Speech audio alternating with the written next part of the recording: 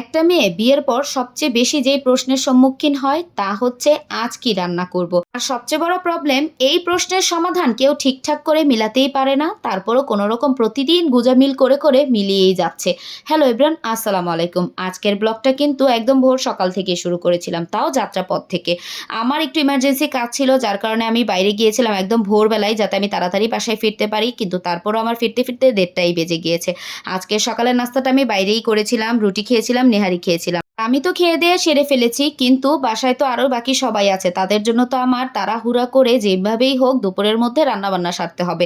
এখন বাজে 1:30, আমি 1 ঘন্টার মধ্যে কিভাবে রান্না করব, এই এক মহা বিপদ আমার।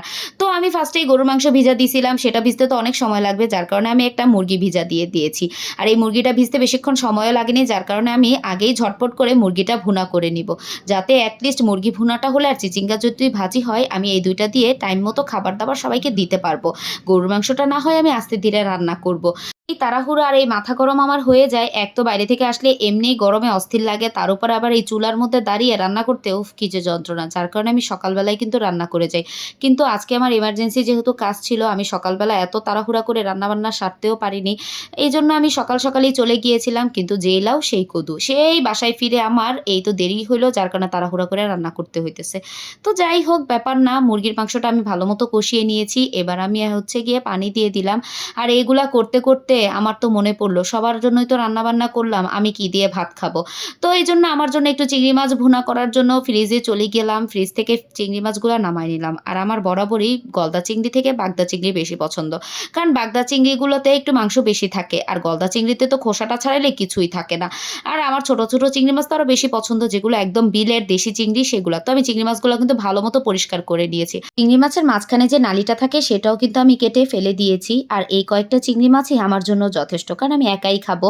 আর আমার কাছে তো সিলেটে যে আমি যখন ছিলাম তখন যে ছোট ছোট একদম বিলের কালো কালো চিংড়ি মাছগুলো ছিল, সেগুলো একদম ভেজে ভুনা করলে যা মজা লাগতো, সেই চিংড়ি মাছগুলোই আমার বেশি ভালো লাগে। কিন্তু এখন তো আর সেগুলো আমি তেমন করে পাইও না, তো দুধের স্বাদ আসলে ঘোলে মিটানো। তো এখন এই বাগদা চিংড়িগুলোই আমি ওইরকম করে ভাজি করছিলাম, মানে ভুনা করছিলাম।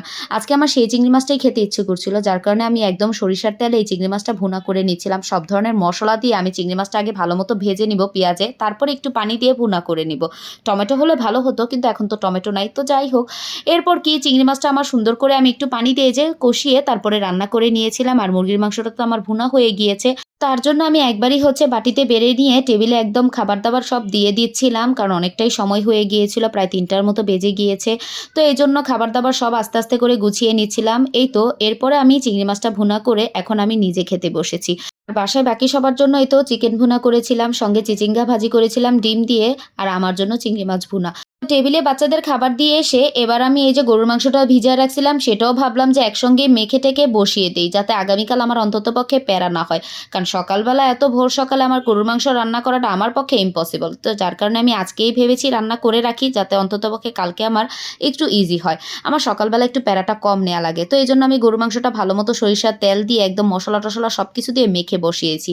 এর মধ্যে কি যে জোরে বৃষ্টি নামছে, পুরো দুনিয়া অন্ধকার করে। আমি তো ভেবেছিলাম খুব জোরে সোরে বৃষ্টি নামবে, তারপর একদম পরিবেশটা ঠান্ডা হয়ে যাবে, কিন্তু 10 মিনিট বৃষ্টিটা হওয়ার পরে ওরে কি রোদ, রোদ্রে একদম ফাটাই দিতেছে, আরও গরমটা বাড়ায় দিছে। তো আমি একটু আলু দিয়ে হচ্ছে এরপরে রান্না করে নিয়েছিলাম গরুর মাংসটা।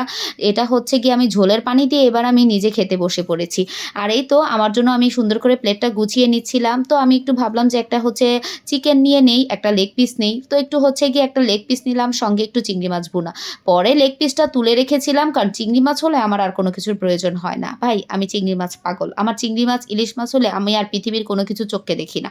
তো এই তো আমি লাস্ট পাতে হচ্ছে চিংড়ি মাছ দিয়েই খাচ্ছিলাম। এই তো ছিল আজকের মতো, টাটা বাই বাই।